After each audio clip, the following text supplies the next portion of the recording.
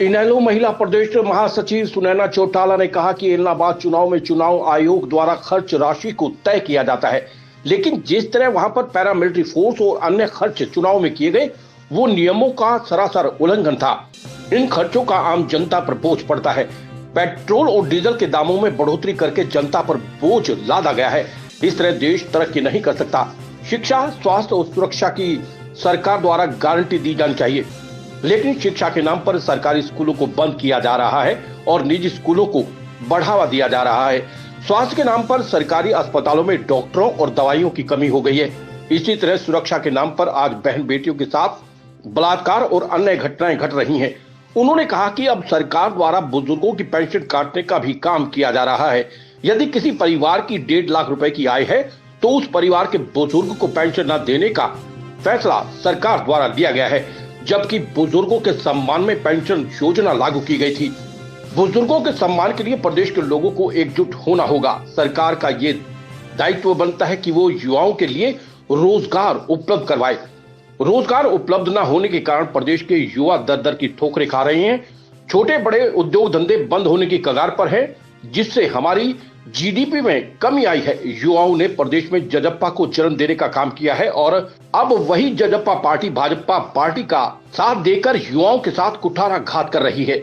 इसीलिए बेरोजगारी के मामले में प्रदेश नंबर 1 बन गया है। सरकार द्वारा युवाओं के साथ साथ वायदा किया गया था कि सरकार बनने के बाद युवाओं को 75% की नौकरियों में भागीदारी दी जाएगी, लेकिन जब युवा पेपर देने के लिए दूर दराज क्षेत्र में जाते हैं तो उनके पेपर लीक हो जाते हैं। सरकारी नौकरियों को बेचा जा रहा है। वैसे तो भाजपा सरकार भ्रष्टाचार मिटाने का दावा कर रही है, लेकिन ये सभी दावे फेल हो जाते हैं।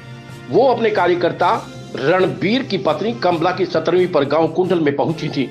इस मौके पर पूर्व प्रत्याशी विनोद चौहान, जिला अध्यक्ष कृष्ण मलिक, युवा जिला अध्यक्ष कुणाल गहलावत, महिला जिला अध्यक्ष राजबाला गहलावत, हल्का अध्यक्ष अशोक राणा, भारत वीर, गुरजीत राणा, जयदीप सिलाना, सुखबीर जोरावर और अन्य कार्यकर्ता मौजूद रहे। कहना चाहती हूँ, मौजूदा जो सरकार है वो हर तरीके से, चाहे वो नौकरियों को ले लो, बेरोजगारी इतनी बढ़ गई है। उसके बाद अगर आप जैसे कहते थे समान विकास समान अधिकार, उसमें देखो अब डीसी रेट्स पे भी कैटेगराइजेशन कर दिया गया है, एबीसी। हालांकि डीसी की तनख्वाह वही है हर जगह। तो और दूसरा जो गांव इन्होंने बोला था कि हर गांव को हम एक शहर का रूप देंगे, तो हर गांव में आज कहीं सड़कें नहीं है। अभी मैं रास्ते में आ रही थी, कोई भी ऐसा गांव नहीं है कि जहां पे लोगों की कोई समस्या ना हो। सड़कों की समस्या अगर दूर करो तो पानी की समस्या है। पानी की समस्या को अगर हम छोड़ दें तो वहाँ पे एक हाइजीन की बहुत बड़ी समस्या है।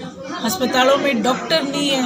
अब कोरोना जो बढ़ रहा है इसके लिए भी सरकार की कोई तैयारी नहीं। पीछे कोरोना में बहुत हमारा लॉस हुआ। तो इन सब चीज़ों को लेकर मैं तो यही कहूँगी, मौजूदा सरकार हर फील्ड में फेल। तो युवा परेशान है।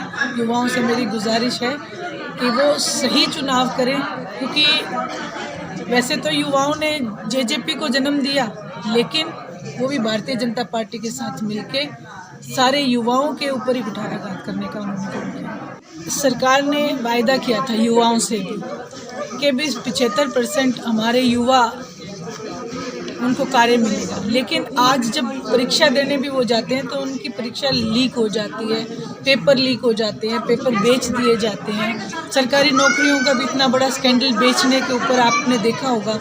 तो ये सब चीज़ें कहते तो ये हैं कि हम भ्रष्टाचार को ख़त्म कर देंगे, लेकिन भ्रष्टाचार जितना भारतीय जनता पार्टी ने फैलाया उतना शायद पिछले कई सरकारों का रिकॉर्ड तोड़ा है। इलाहाबाद चुनाव में आपने देखा होगा कितनी पैरामिलिट्री फोर्स। चुनाव आयोग निश्चित करते हैं कि चुनाव पे खर्चे का पैमाना क्या होना चाहिए। वहाँ पे आपने देखा होगा कि कितनी पैरामिलिट्री फोर्स लगाएगी, उनका खर्चा कितना आया होगा। वो खर्चे का फिर भार पड़ता है आम जनता के ऊपर। फिर ये पेट्रोल और डीजल के भाव बढ़ा देते हैं। ऐसे करके देश कभी तरक्की नहीं कर सकता। देश की तरक्की के लिए युवाओं को रोजगार मिलना चाहिए। शिक्षा, स्वास्थ्य और सुरक्षा, ये 3 गारंटी हर गवर्नमेंट को देनी चाहिए। और हमारे पास ना शिक्षा की कोई गारंटी है। शिक्षा के नाम के ऊपर सरकारी स्कूल हमारे बंद किए जा रहे हैं, प्राइवेटाइजेशन किया जा रहा है। सुरक्षा के नाम के ऊपर आए दिन बहन बेटियों के साथ बलात्कार, अत्याचार जैसी घटनाएं हो रही हैं और स्वास्थ्य के नाम के ऊपर इन्होंने हॉस्पिटल्स के अंदर से कोई फैसिलिटीज़ इन्होंने गायब कर रखी है, डॉक्टर्स भी पूरे नहीं हैं। तो ये गवर्नमेंट सिर्फ और सिर्फ एक दिखावा करती है कि हम ये देंगे, बेटी बचाओ बेटी पढ़ाओ, ना बेटियों को बचाया जाता है ना बेटियों को पढ़ाया जाता है। तो मैं यही कहूँगी कि कुल मिला के हमें सबको एक साथ एक कदम एक आवाज़ में आवाज़ उठानी चाहिए। और यदि मैं अभी एक जिक्र करूं तो आप सबने सुना होगा कि जितने भी हमारे बुज़ुर्ग हैं वो पेंशन लेते हैं। ये मौजूदा सरकार अब क्या करने जा रही है कि बुज़ुर्गों की पेंशन के ऊपर भी गाज गिराने जा रही है। 1.5 लाख से ज़्यादा यदि किसी घर की इनकम होगी तो बुज़ुर्गों की पेंशन काट दी जाएगी। तो ये जो बुज़ुर्गों का सम्मान है, इसके लिए भी मैं पूरे हरियाणा प्रदेश से गुजारिश करूंगी कि हमारे बुज़ुर्गों को सम्मान मिलता रहना चाहिए। और यदि ये सरकार इसके साथ कोई छेड़छाड़ करे तो हमें एक आवाज़ में, जिस तरह किसान आंदोलन हमने जीता, इसी प्रकार हमें इस चीज़ को भी जीतनी पड़ेगी। निशांत पाराशर की रिपोर्ट।